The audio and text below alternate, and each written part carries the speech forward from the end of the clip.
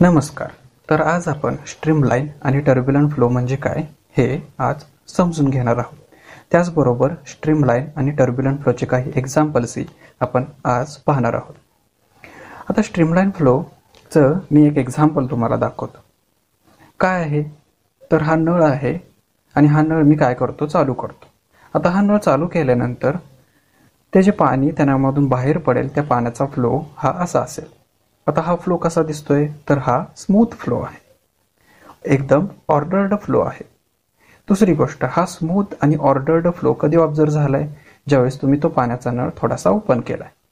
म्हणजे त्या पाण्याची व्हेलॉसिटी कमी असताना तुम्हाला हा स्मूथ आणि ऑर्डर्ड फ्लो ऑब्झर्व झालाय. तर अशा स्मूथ आणि ऑर्डर्ड फ्लोला म्हणतात स्ट्रीमलाईन फ्लो किंवा त्यालाच म्हणतात स्टेडी फ्लो. आता मी काय करतो, जो पाण्याचा नळ हा थोडासा ओपन केलेला मी काय करतो, तो पूर्ण ओपन करतो. त्यावेळेस ते जे पाणी त्या नळामधून बाहेर पडेल त्या पाण्याचा फ्लो हा असा असेल. ठीक आहे. तर हा फ्लो कसा दिसतोय तुम्हाला, तर हा हायली डिसऑर्डर्ड फ्लो आहे, हा व्हायलेंट फ्लो आहे. दुसरी गोष्ट, हा व्हायलेंट फ्लो कधी ऑब्झर्व झालाय तुम्हाला, ज्यावेळेस तुम्ही तो नळ पूर्ण ओपन केलाय. म्हणजे त्या पाण्याची व्हेलॉसिटी खूप जास्त असताना तुम्हाला हा व्हायलेंट फ्लो ऑब्झर्व झाला.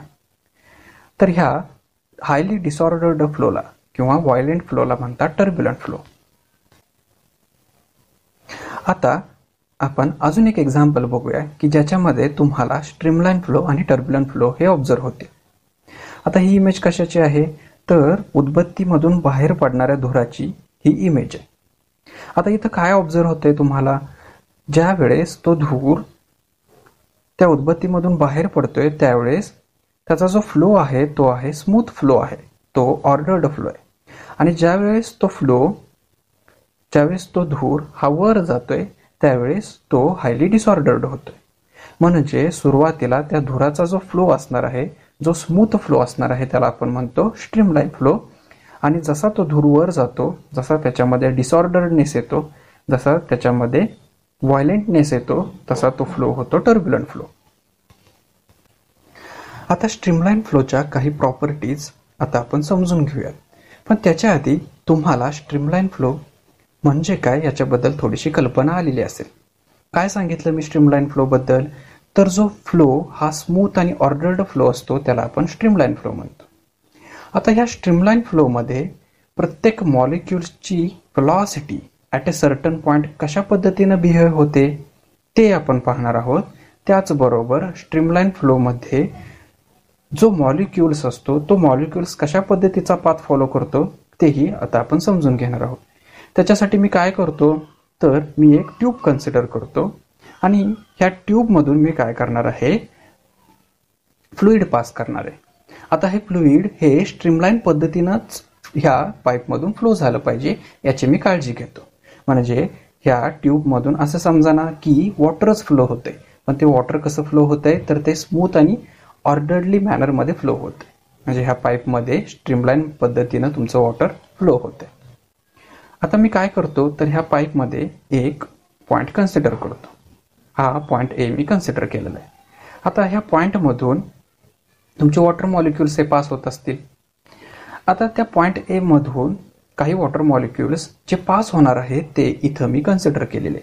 आता इथं हे 3 वॉटर मॉलिक्युल्स मी वेगवेगळ्या कलर्सनं रिप्रेझेंट केलेले आहेत.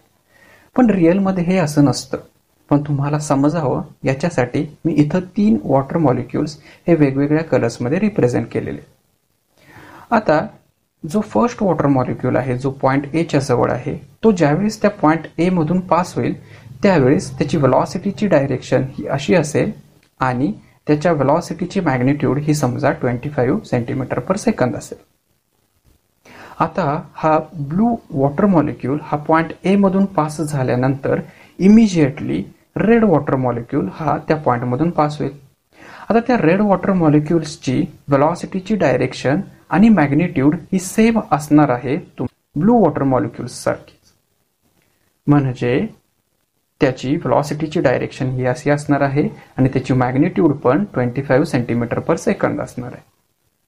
आता रेड वॉटर मॉलिक्युल्स हा पॉईंट ए मधून पास झाल्यानंतर इमिजिएटली ग्रीन वॉटर मॉलिक्यूल त्या पॉईंट ए मधून पास होईल. त्याचीही व्हेलॉसिटी ही सेम असणार आहे, जी व्हेलॉसिटी ब्लू आणि रेड वॉटर मॉलिक्युल्सचे. म्हणजे इथं काय जर झाले तुम्हाला, जर फ्लो हा स्ट्रीमलाईन असेल त्यावेळेस कुठल्याही एका पॉइंटमधून पास होणाऱ्या प्रत्येक वॉटर मॉलिक्युल्सची व्हेलॉसिटी ही कॉन्स्टंट असते. म्हणजे स्ट्रीमलाईन फ्लोची काय प्रॉपर्टी सांगता येईल तुम्हाला? In a streamline flow velocity of every molecule at any point in fluid is constant. आता थोड्या वेळानंतर समजा ते 3 वॉटर मॉलिक्युल्स पॉइंट ए मधून क्रॉस होऊन पॉइंट बी पाशी आले, म्हणजे आउटलेटच्या शेजारी आले. आता इथं एक गोष्ट अशी लक्षात घेण्याजोगी आहे की जे 3 वॉटर मॉलिक्युल्स मी कन्सिडर केलेत स्ट्रीमलाईन फ्लोमध्ये, त्याचा जो ऑर्डर आहे पॉइंट बी पाशी आल्यानंतरही तो ऑर्डर सेमच आहे.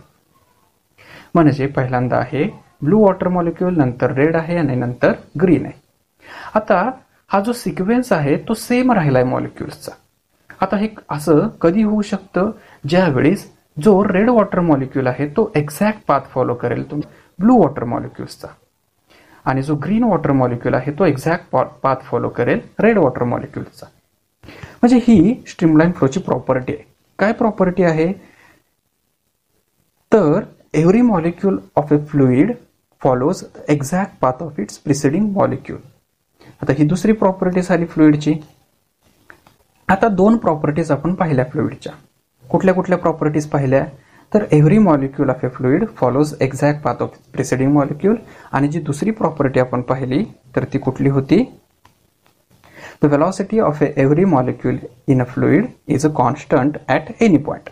आता ह्या 2 प्रॉपर्टीवरून तुम्ही स्ट्रीमलाईन फ्लोची डेफिनेशन सांगू शकता. आता काय सांगता येईल definition? If every molecule of a fluid follows exact path of its preceding molecule and has the same velocity of its preceding molecule at any point, then that flow is called as a streamline flow. आता हे जे molecules मी consider केलेले आहेत जे point A पासून point बी पाशी जात आहेत, तर पॉइंट ए पासून पॉइंट बी पाशी जाताना त्यांनी काहीतरी पाथ फॉलो केलाय. तो पाथ इथं मी ह्या लाईनने रिप्रेझेंट केलाय. तर ह्या पाथला म्हणतात स्ट्रीमलाईन. ही जी लाईन आहे जी पाथ रिप्रेझेंट करते मॉलिक्युल्सची, तर त्याला म्हणतात स्ट्रीमलाईन. म्हणजे स्ट्रीमलाईन म्हणजे काय सांगता येईल? The streamlines are defined as a path taken by the molecules of a fluid in steady flow condition or in streamline flow condition. आता आपण तिसरी प्रॉपर्टी पाहतोय स्ट्रीमलाईनची. काय आहे ती प्रॉपर्टी? तर स्ट्रीमलाईन फ्लोमध्ये जो पाथ असतो मॉलिक्युल्सचा तो ह्या पद्धतीने असतो. म्हणजे जे स्ट्रीमलाईन्स असतात स्ट्रीमलाईन फ्लोमध्ये, तर हे ह्या डायग्राममध्ये रिप्रेझेंट केल्यासारखे असतात. म्हणजे कसे आहेत हे? तर इथं स्ट्रीमलाईन्स हे एकमेकांना इंटरसेप्ट करत नाहीयेत. इथं जो मॉलिक्युल्सचा पाथ आहे तो एकमेकांना इंटरसेप्ट करत नाहीये. म्हणजे ही तिसरी प्रॉपर्टी झाली. काय असेल तिसरी property? In a streamline flow path of A molecule or streamlines does not intercept with each other. आता आपण 3 प्रॉपर्टीज पाहिल्या स्ट्रीमलाईन फ्लोच्या. आता प्रत्येक प्रॉपर्टी आपण समराइज करू. कुठली पहिली प्रॉपर्टी पाहिली आपण? Velocity of every molecule at any point in a fluid is a constant. दुसरी प्रॉपर्टी काय पाहिली आपण? Every molecule of a fluid follows exact path of its preceding molecule. आणि तिसरी प्रॉपर्टी काय पाहिली आपण? In a streamline flow the path of a molecules or streamlines does not intercept with each other. आता ह्या 3 प्रॉपर्टीज ज्या आपण streamline फ्लोच्या define केल्या, त्याच 3 प्रॉपर्टी आपण टर्ब्युलंट फ्लोसाठी डिफाईन करू शकतो. पण टर्ब्युलंट फ्लोमध्ये ह्या 3 प्रॉपर्टीज ह्या अपोजिट प्रॉपर्टीज असतात. म्हणजे टर्ब्युलंट फ्लोच्या काही प्रॉपर्टीज असतील ज्या स्ट्रीमलाईनच्या आहेत त्याच्या अपोजिट प्रॉपर्टी करायच्यात आपल्याला. म्हणजे काय असतील property? In turbulent flow velocity of A molecule at any point in a fluid is not constant. दुसरी प्रॉपर्टी काय असेल? every molecule of a fluid does not follow the path of its preceding molecule. आणि तिसरी property काय असेल? in a turbulent flow the path of a molecules or streamlines does intercept with each other. आता turbulent flow मध्ये स्ट्रीमलाईन्स हे एकमेकांना intercept करतायत. म्हणजे पाथ ऑफ ए मॉलिक्युल्स हे एकमेकांना इंटरसेप्ट करतायत. टर्ब्युलंट फ्लोमध्ये स्ट्रीमलाईन्स कशा पद्धतीने असतात? तर हे या डायग्राममध्ये रिप्रेझेंट केलेले आहेत. तर ह्या 3 प्रॉपर्टीवरून आपण टर्ब्युलंट फ्लोची डेफिनेशनही सांगू शकतो. तर काय होईल definition? If every molecule of a fluid does not follow path of its preceding molecule and has a different velocity than the preceding molecule at every point, then that flow is called as a turbulent flow.